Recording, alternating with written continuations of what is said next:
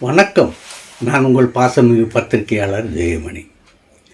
இப்போ பதவிகளில், அதாவது உயர்ந்த பதவிகளான குடியரசுத் தலைவர் அண்டு பிரதமர் பதவிகளில் இருப்பவர்கள் இந்துக்கள் அல்ல அப்படிங்கிற ஒரு குற்றச்சாட்டை சங்கராச்சாரியார் எடுத்து வச்சிருக்கார். அதை பற்றியும் பார்க்க போகிறோம். அடுத்து, தக்லைஃப் ஷூட்டிங் முடிந்து விட்டதாக சொன்னாலும் ஒரே ஒரு சீன் பாக்கி இருக்கு. அது கமல் சார் அமெரிக்காவிலேருந்து திரும்பி வந்த பிறகு தான் எடுக்கணும் அப்படின்னு ஒரு செய்தி வந்திருக்கு. அதை பற்றியும் பார்க்க போகிறோம். அடுத்து, வெற்றிமாறன், இயக்குனர் வெற்றிமாறன் இயக்குநர்களுடைய சம்பளத்தை குறைத்து கொள்ள தயாராக இருப்பதாக ஒன்று சொல்லியிருக்காரு. இது சம்பந்தமாக சினிமா உலகத்தில் என்னென்ன பேசுகிறாங்க, அவங்களுடைய கருத்து என்ன அப்படிங்கிறத பற்றியும் பார்க்க போகிறோம். அடுத்து, நம்ம சென்னை மேயர் அவங்க அவங்களுக்கு ஒரு பெண் டபேதார் போட்டிருக்காங்க, புதுசாக போட்டிருக்காங்க. ஆண் டபேதாரும் உண்டு மேயருக்கு, அது தவிர்த்து ஒரு பெண் டபேதாரும் போட்டிருக்காங்க. அந்த ஒரு இது அனுப்பிச்சிட்டு ஒரு கம்பீரமாக வருவாங்கள்ல, அதுக்கு பேர் டபேதார்னு பேர். அதுக்கு பெண் டபேதார்னு போட்டிருக்காங்க. அவங்களுக்கு ஒரு அநீதி இழைத்திருக்கிறார்கள் மேயர் அப்படிங்கிற ஒரு செய்தி வந்திருக்கு. அதை பற்றியும் நம்ம பார்க்க போகிறோம். சரி, இதுக்கு இடையில் மற்ற சில சின்ன சின்ன செய்திகள் இருக்குது. அதை பற்றி நான் விளக்கமாக சொல்லிடுறேன். சரி, முதல்ல சங்கராச்சாரியார் அவர் இந்த பசுவதை இன்னும் இந்தியாவில் தொடர்ந்து நடந்து கொண்டுதான் இருக்கிறது. அதற்கு காரணம், உயர்தர பதவிகளில் இருப்பவர்கள் யாரும் இந்துக்கள் கிடையாது. அவர் பிரதமராக இருந்தாலும் சரி, குடியரசுத் தலைவராக இருந்தாலும் சரி, இவர்களெல்லாம் இந்துக்கள் அல்லாத காரணத்தினால்தான் இந்த பசுவதை தடை சட்டம் கொண்டு வர பயப்படுகிறார்கள், மறுக்கிறார்கள் அப்படின்னு அதை ஒரு குற்றச்சாட்டை சொல்லி, இது தொடர்பாக பசுவதை தடை சட்டம் வரும் வரை நான் போராடுவேன், சாமியை கும்பிட மாட்டேன் சங்கராச்சாரியார் சொல்கிறாரு. சரி, உடனே உங்களுக்கு சரி காஞ்சி சங்கராச்சாரியாரான்னு கேட்பீங்க. இல்லை, இந்த சங்கராச்சாரியார்கள் மடமே இந்தியாவில் மொத்தம் 4 முக்கியமான மடங்கள் இருக்குதுன்னு சொல்கிறாங்க. அதில் ஒன்று தான் ஜோதிர்மத் சங்கராச்சாரியா. அவருக்கு பேர் ஜோதிர்மத் சங்கராச்சாரியா அபிமுக்தேய வரானந்த சரஸ்வதி. மறுபடியும் படிச்சிடுறேன். ஜோதிர்மத் சங்கராச்சாரியா அபிமுக்தேய வரானந்த சரஸ்வதி. அதில் இல்லை தான் நான் அவங்க கொடுத்ததை தான் நான் பேசுகிறேன். தப்பு இருந்தால் மன்னிச்சுக்கோங்க. அவர் தான் இதை சொல்லியிருக்காரு. இதுக்காக அதாவது இப்போ பிரதமர் மோடி அயோத்தியில் ராமர் கோவில் திறந்து வச்சார்ல, அதுவே இந்து மத கலாச்சாரத்து இந்து மத தத்துவங்களுக்கு விரோதமானது அப்படின்னு சொன்ன சங்கராச்சாரியர் தான் அவர். சாஸ்திர சம்பிரதாயப்படி அவை தொடர்ந்து வைக்கப்படவில்லை அப்படிங்கிற ஒரு குற்றச்சாட்டையும் இவர் தான் சொன்னார். இவருக்கு வடநாட்டில் மிகவும் ஆதரவு உண்டு. இங்கே எப்படி நம்ம சங்கராச்சாரியாருக்கு ஒரு சாரார்கள் ஆதரவு தெரிவிச்சுட்ருக்காங்களோ, அதே மாதிரி இந்த சங்கராச்சாரியாருக்கும் ஆதரவுகள் நிறைய இருக்கு இங்கே. அதனால் அவர் இந்து மதத்தை காப்பாற்றுவதற்காக இந்த பிரதமர் பதவியில், குடியரசுத் தலைவர் பதவியில் இருப்பவர்களை இந்து உணர்வுள்ளவர்களாக அமைக்க வேண்டும். அவர்கள் இருந்தால் தான் இந்த நாடு நல்லா இருக்கும், சுபீட்சமாக இருக்கும் அப்படின்னு சொல்லி அவர் ஒரு நீண்ட ஒரு போராட்டத்தை நடத்த போகிறாரு. அதற்கான அறிவிப்பை இங்கே அயோத்தியிலேருந்து ஆரம்பித்து இப்போ உத்தரப்பிரதேசம் வரைக்கும் வந்திருக்காரு. உத்தரப்பிரதேசத்திலும் பேசுகிறாரு. இது பற்றி மற்றவர்கள் என்ன கருத்து சொல்கிறாங்க என்னங்கிறது தெரியலை. சரி, இப்போ ஒரு ஆன்மீக செய்தி சொல்லிட்டோம். அடுத்து சினிமா செய்திக்கு வரும். நம்மவரை பற்றி ஒரு செய்தி. இப்போ நம்மவர் அமெரிக்காவில் இருக்கார். அமெரிக்காவில் அவர் என்னென்ன செஞ்சு கொண்டிருக்கிறாருங்கிறத நம்ம ஏற்கனவே சொல்லிட்டோம். இதோட இன்னும் ஒன்றும் நடந்து கொண்டிருக்கிறது அமெரிக்காவில். அதை நீங்கள் திரும்பி வரும்போது தான் நீங்கள் பார்ப்பீங்க, உணர்வீங்க.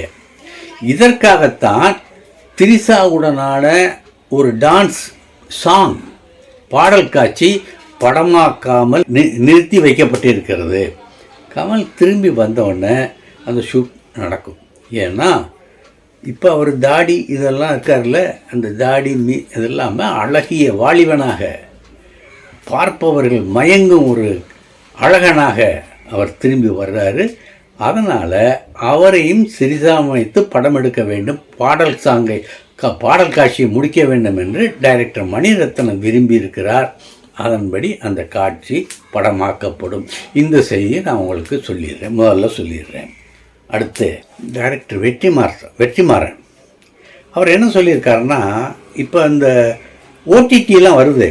ஓடிடி தளம் எங்கள் படங்களுக்கெல்லாம் நல்ல ஒரு ஆதரவாக இருக்குது, நல்ல காசு தர்றாங்க, எங்கள் படங்களுக்கு ஏற்ற ஒரு மரியாதையும் இருக்குது ஓடிடி தளங்களில்.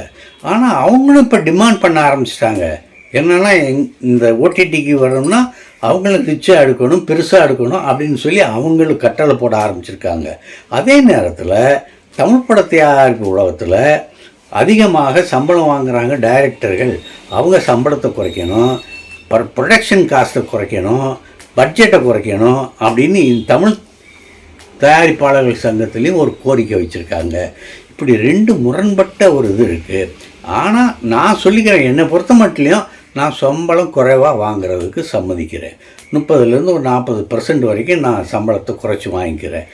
ஆனால் மற்றவர்கள் இதுக்கு வருவாங்களா அப்படின்னு சொல்லி அவர் ஒரு கேள்விக்குரிய வச்சுட்டு அவரும் ஒரு பிரச்சனையை கிளப்பியிருக்காரு. அடுத்து சென்னை மேயர் தெரியும், ஒரு பெண். அவங்களுக்கு ஒரு புதுசாக ஒரு பெண் டபேதாரை போட்டிருக்காங்க அரசாங்கம். அந்த டபேதார் ட்ரெஸ்ஸு போடும்போது அவங்களுக்குன்னு சில ஒரு கட்டுப்பாடுகள் இருக்கும். அந்த கட்டுப்பாடுகளை அரசாங்கம் விதிச்சிருக்கா அல்லது மேயர் அலுவலகத்தில் விதிச்சிருக்காங்களாங்கிறத தெரியாது. அந்த அம்மா பேர் எஸ்பி மாதவி, முதல் பெண் டபேதார் எஸ்பி மாதவி. அவங்க மேயருக்கு அந்த மேயரோட வரும்போது லிப்ஸ்டிக் போட்டுக்கிட்டு வர்றாங்க, அது லிப்ஸ்டிக் போடக்கூடாது அப்படின்னு ஒரு கட்டுப்பாடை மேயருடைய தனி உதவியாளர் போட்டிருக்காரு. இந்த கட்டளை, அதாவது அவருடைய வாய்மொழி உத்தரவு எஸ்பி மாதவிக்கு பிடிக்கலை. எங்கே உங்கள் சட்டத்தில் லிப்ஸ்டிக் போடக்கூடாதுன்னு இருக்கா, சொல்லுங்கள், நான் அப்படி நடந்துக்கிறேன் அப்படின்னு சொல்லி இவங்க மறுப்பு தெரிவிச்சிருக்காங்க. அவர் தனி உதவியாளர், அவருக்கு கோபம் வந்துருச்சு. எப்படி நம்ம உத்தரவுக்கு இவங்க மறுப்பு சொல்லலாம், போட மாட்டேன்னு சொல்லலாம், எங்கே அதிகாரத்தை எந்த சட்டத்தில் இருக்குதுன்னு கேட்குறாங்களே அப்படிங்கிற கோபம் அவருக்கு வந்துருச்சு. ஒரு நியாயம் தானே, ஒரு கீழே இருக்கவங்க ஒரு உயர் அதிகாரியை பார்த்து நீ எந்த சட்டத்தில் இருக்குது, நான் ஏன் லிப்ஸ்டிக் போடக்கூடாது அப்படின்னு கேட்பாங்கள்ல. இன்னைக்கு இப்போ பெண் உரிமை காலம் இல்லை, சுதந்திரமாக கேள்வி கேட்குற காலம்ல அவங்க லிப்ஸ்டிக் போட்டால் மேயருக்கு என்ன வந்திருக்கு அப்படிங்கிற ஒரு இது பொதுவான ஒரு கருத்தும் இருக்குமில்ல. ஆனால் அந்த அம்மா கேட்ட உடனே அவர் என்ன பண்ணிட்டார், அந்த தனி உதவியாளர் இந்த அம்மாவை தூக்குடா அப்படின்னு சொல்லி டிரான்ஸ்ஃபர் பண்ணிவிட்டார். இப்போ அது ஒரு போராட்டம் நடந்துகிட்டு இருக்கு. அது சம்மந்தமாக மேயர் என்ன சொல்லியிருக்காங்கன்னா, பெண் மேயர் என்ன சொல்லியிருக்காங்கன்னா, இந்த லிப்ஸ்டிக் போடலாம் தப்பு இல்லை, ஆனால் பார்ப்பவர்கள் கண்களை உறுத்தாத அளவுக்கு போடணும் அப்படின்னு சொன்னதாக ஒரு தகவல் இருக்குது. அதையும் நான் இங்கே பதிவு செய்கிறேன். அஜித் விஜய் அரசியல் கட்சி ஆரம்பிச்சிட்டாரு. அதனால் அவர் சினிமா உலகத்தை விட்டு விலகுறாரு. விலகி அவர் அரசியல் கட்சியில் மும்முரமாக இருக்க போகிறார். அதற்கான மாநாடுகள் இதெல்லாம் நடக்க போகுது. அதுக்கான அடுத்த மாதம் நடக்குது மாநாடு. இந்த மாதிரி அவர் சினிமாவை விட்டு விலகியதற்கு பிறகு அந்த இடத்தை யார் நிரப்புவா அப்படிங்கிற ஒரு இது நடந்துக்கிட்டு இருக்கும்போது அந்த இடத்திற்கு அஜித் தான் வருவார் அப்படிங்கிற ஒரு எண்ணம் இருக்குது, ரசிகர்கள் மத்தியில் இருக்குது. ஆனால் அஜித் என்னடான்னா, இந்த விடாமுயற்சி படம் இருக்குது, அடுத்து குட் பேட் அக்லின்னு ஒரு படம் இருக்குது. இந்த ரெண்டு படத்துக்கு அடுத்து அவர் என்ன படம் பண்ணுறாருங்கிறது இல்லை. இதற்கிடையிலேயே அவர் 9 கோடிக்கு ஒரு ஸ்போர்ட்ஸ் கார் வாங்கியிருக்காருன்னு ஏற்கனவே ஒரு செய்தி வந்தது. அதுக்கு பிறகு இப்போ ஒரு செய்தி, திருமதி ஷாலினி அஜித்குமார் வெளியிட்டிருக்க செய்தி, 3 கோடி ரூபாயில் ஒரு ஸ்போர்ட்ஸ் கார் வாங்கியிருக்காரு.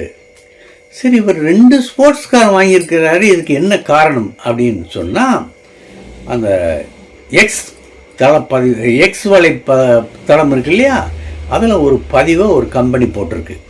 அதாவது லண்டன், ஐரோப்பா, மத்திய கிழக்கு இந்த நாடுகளில் நடக்கக்கூடிய GT4 சாம்பியன்ஷிப் அந்த மோட்டார் பந்தயத்தில் கலந்துக்க போகிறாரு அஜித். அதற்கான பேச்சுவார்த்தைகள் நடந்து கொண்டிருக்கின்றன அப்படிங்கிற ஒரு பதிவை அவங்க போட்டிருக்காங்க. அப்போ இந்த 3 நாடுகளிலும் நடக்கக்கூடிய மோட்டார் கார் பந்தயங்களில் கலந்து கொள்றதுக்குன்னா அதுக்கான பயிற்சிக்கான காலம் அதிகமாக தேவைப்படும். அதற்கான உடல் உழைப்பு, மன உழைப்பு இதெல்லாம் இருக்கணும். அப்படி இருக்கும் பொழுது படங்களில் அவரால் தொடர்ந்து நடிக்க முடியாது, அது பாதிக்கப்படும். ஆகவே அவர் சினிமாவை விட்டு விலக போகிறார் அப்படிங்கிறதாக ஒரு செய்தி வந்திருக்கு, தகவல் பரப்பப்பட்டிருக்கு. அது உண்மையா பொய்யாங்கிறத அஜித்துடைய மேனேஜர் சுரேஷ் சந்திரா தான் சொல்லணும். அவர் தான் அதுக்கு உரிய பதிலை அவர்கிட்ட இருந்து வாங்கி கொடுக்குறவர். அவருடைய கருத்து என்னங்கிறது நமக்கு தெரியலை.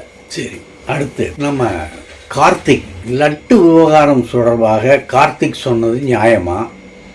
அதற்கு பவன் கல்யாண் கண்டனம் தெரிவித்தது நேர்மையா நியாயமா அப்படிங்கிறத பற்றி ஒரு விரிவான பேச்சை நாளைக்கு சொல்கிறேன். நன்றி, வணக்கம். இந்த வீடியோ உங்களுக்கு பிடிச்சிருந்தா லைக் பண்ணுங்கள், கமெண்ட் பண்ணுங்கள், ஷேர் பண்ணுங்கள், சப்ஸ்கிரைப் பண்ணுங்கள்.